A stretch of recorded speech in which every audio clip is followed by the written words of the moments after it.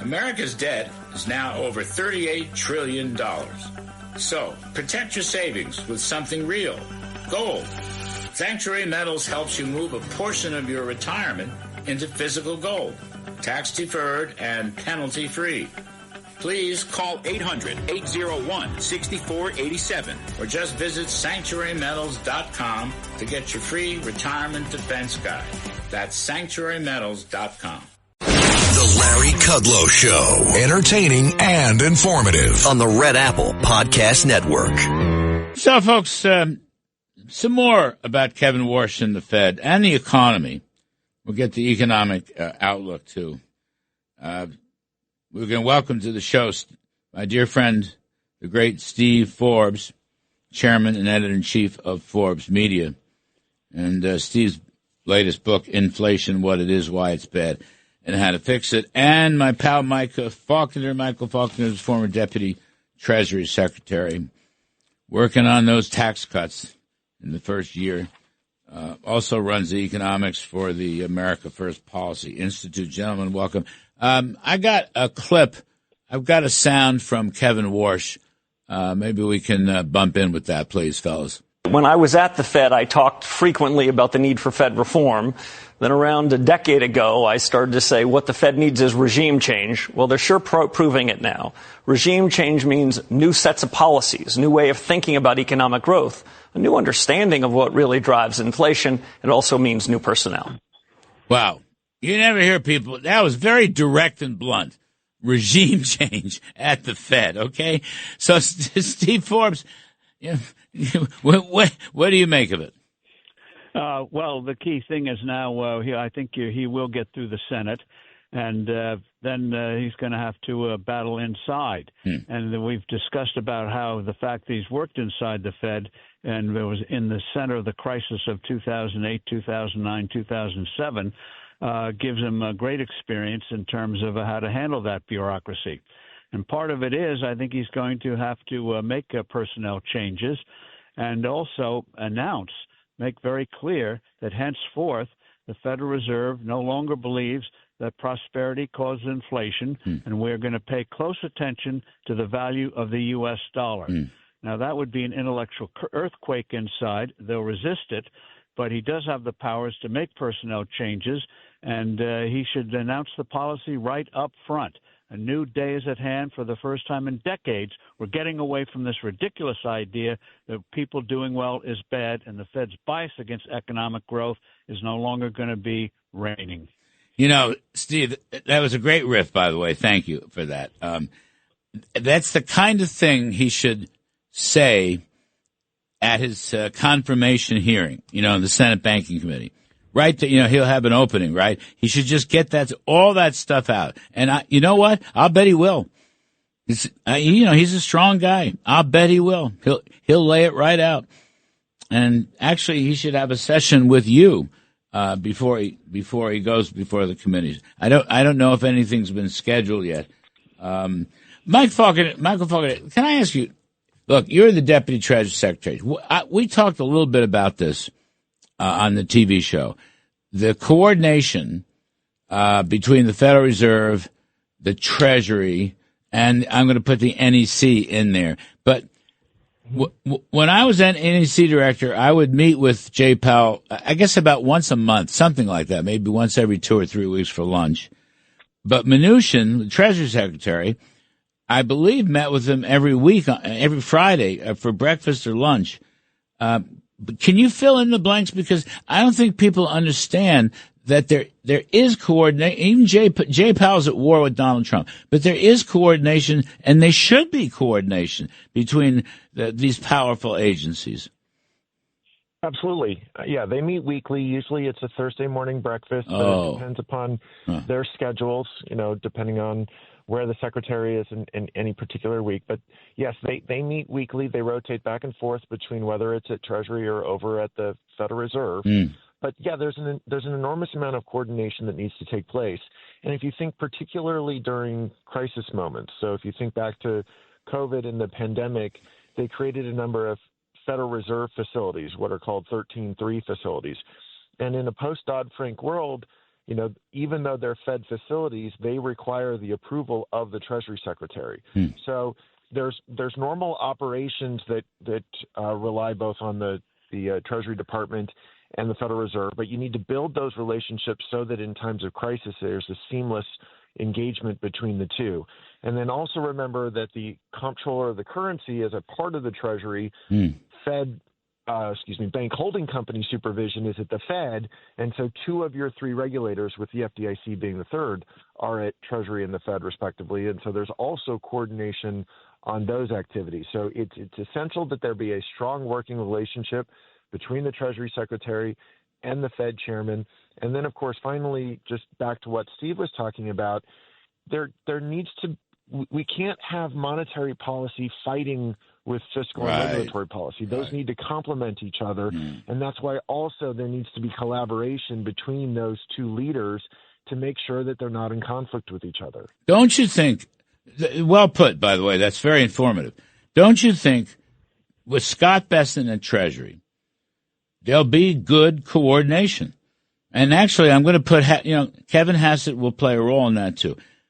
So you've got 3 people who share similar values, as Steve Forbes laid out and earlier Art Laffer laid out. 3 people who share similar values, right? Growth is not inflationary. We want to bring down the inflation rate so interest rates can come down, protect the dollar. I mean, you've got an opportunity here, probably the best opportunity we've had in a long time. You got Bessent, you got Warsh, you got Hassett. I mean, I think that's really something. Hello, folks. This is Larry Kudlow. Sanctuary Metals is offering their free retirement defense guide directly to my listeners, explaining how physical gold and silver can help protect your retirement savings. Don't put this off. Please call Sanctuary Metals now at 800-801-6487. That's 800-801-6487 to get your free retirement defense guide. Pick up the phone. Please call 800-801-6487 and defend your retirement today. It is an all-star team, and let me add one more thing that they are in agreement with, which you opened with, which is that the Fed needs to get back to its core mandate. Secretary Bessent put out a piece called Gain of Function at the Fed, they have been expanding their remit, partially because of Congress, but partially on their own. And the reason that their independence is being, jeopardized or called into question is because if you expand beyond just monetary policy, where I think we have consensus that there needs to be some independence, and you start getting into fiscal and regulatory policy, well, then you're going to call for political oversight and a reduction in your independence. And so Kevin Warsh, being as articulate as he has about getting the Fed back to its core mission, he is going to find a lot of alignment with Secretary Bessent on that. And what do you think, Steve? I mean, I think he'll carry that, publicly and in his hearings in the Senate and the House. I mean, I think he has the moral compass and the, human strength to just say it, to just put it out there. It's like your opening riff on this segment. I think he'll do that.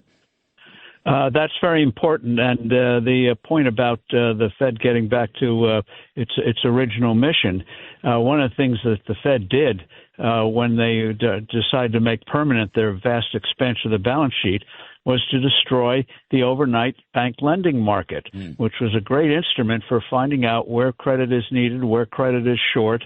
And they destroyed that market. And that's why the federal funds rate is more of a museum piece now than anything doing with reality. And also, I hope he discusses about the role of interest rates on bank reserves. What's his policy on that? Are we going to phase that out? Or is that going to be a permanent tool, which is an expansion of the Fed's original writ? They shouldn't be paying interest on reserves. Steve, what are you hearing? Are you hearing anything from the investor side? What are people saying? Anything coming through Forbes, or what do you think personally?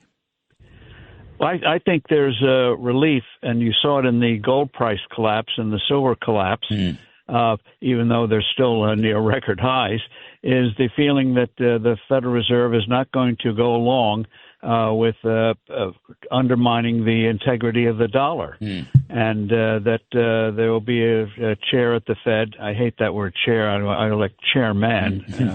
Might as well call him a sofa, but he's chairman. going to be boss of the place. And there's going to be no nonsense about undermining the integrity of the dollar. And one of the things I hope he does in his testimony, they'll hit him, well, what about the dual mandate?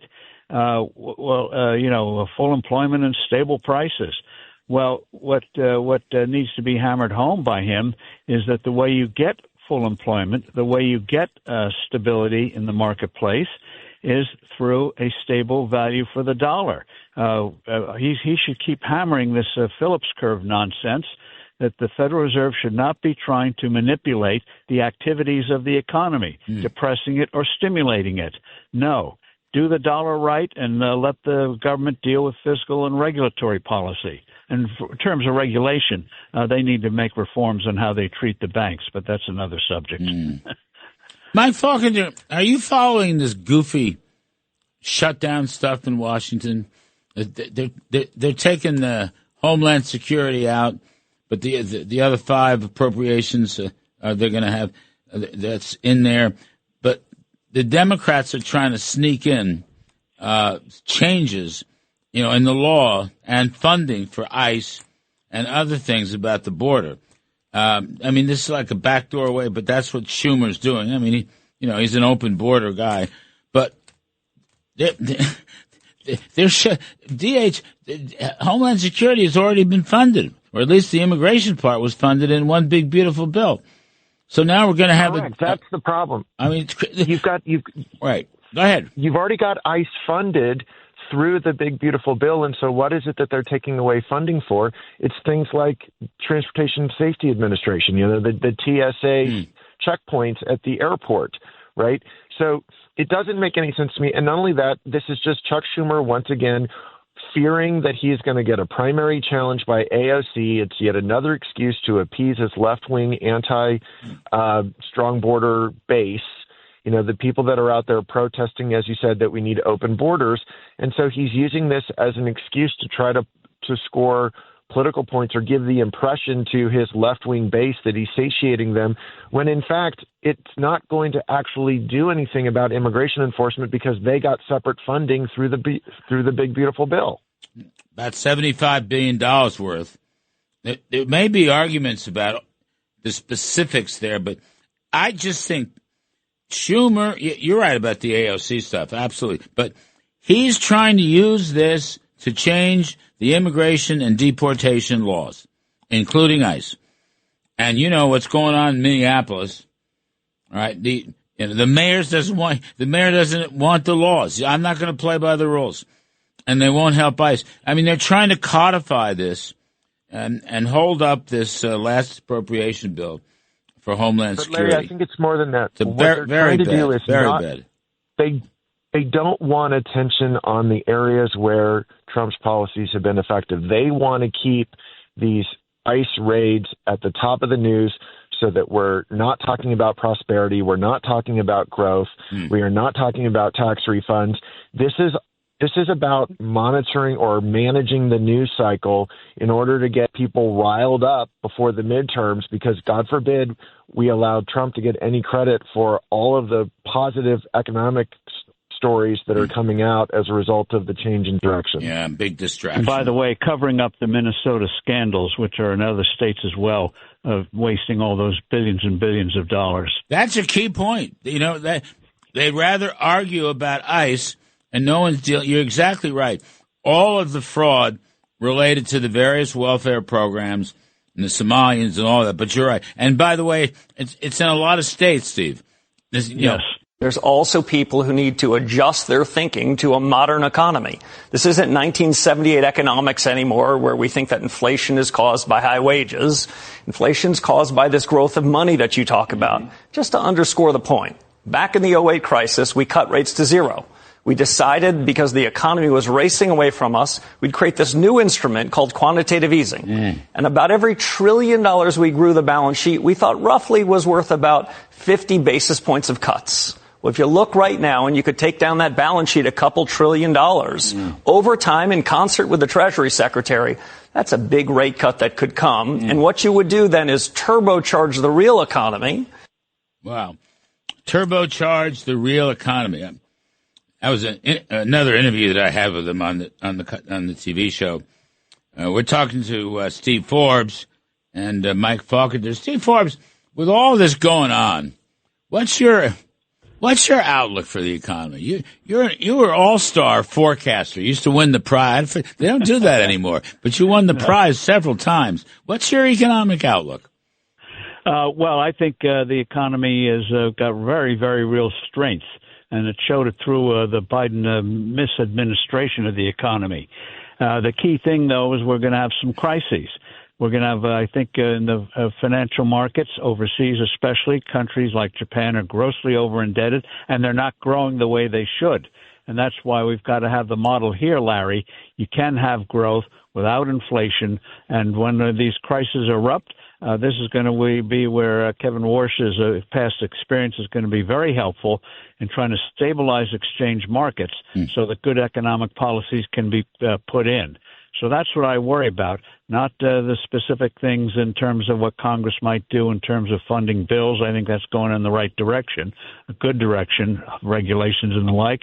But crises overseas, events that initially are beyond your control. You know, Mike Faulkender, Bessent, it's kind of interesting. So Warsh has had a lot of market experience. You know, Steve Forbes talking about a potential currency crisis or something like that. And sure, I mean, there is a likelihood. But so Warsh is a market guy, and Bessent was a market guy, right? Did Bessent work for Stanley Druckenmiller, or did he have the same? I think he did. But I'm just saying, you've got two market strategists. That's very interesting. It is, and it's an important skill set to have. As Steve indicated, were there to be some kind of international crisis, particularly impacting currencies. I mean, for decades, that's what Bessent did, was be a currency fund manager. You know, he was, he's very well known for when he worked for Soros, being part of, making $1 billion on the devaluation of the pound, right? So his experience is extremely helpful, but let me also add in, I think there are a lot of tailwinds to the economy right now, but I think Warsh's most important thing is to tell Congress they have got to get the budget in order, because that is the next step to making sure that economic growth continues. Great point. And the Fed, we don't want the Fed financing big government socialism. You're absolutely right. Thank you, Mike Faulkender. Thank you, Steve Forbes. Terrific stuff. I really appreciate it. We're going to talk some politics with Joe Concha about the craziness in Washington, and Ambassador Robert O'Brien's going to tell us about regime change in Iran. I'm Kudlow. We'll be right back. The Larry Kudlow Show on the Red Apple Podcast Network. America's debt is now over $38 trillion. So protect your savings with something real. Gold. Sanctuary Metals helps you move a portion of your retirement into physical gold, tax-deferred and penalty-free. Please call 800-801-6487 or just visit sanctuarymetals.com to get your free retirement defense guide. That's sanctuarymetals.com.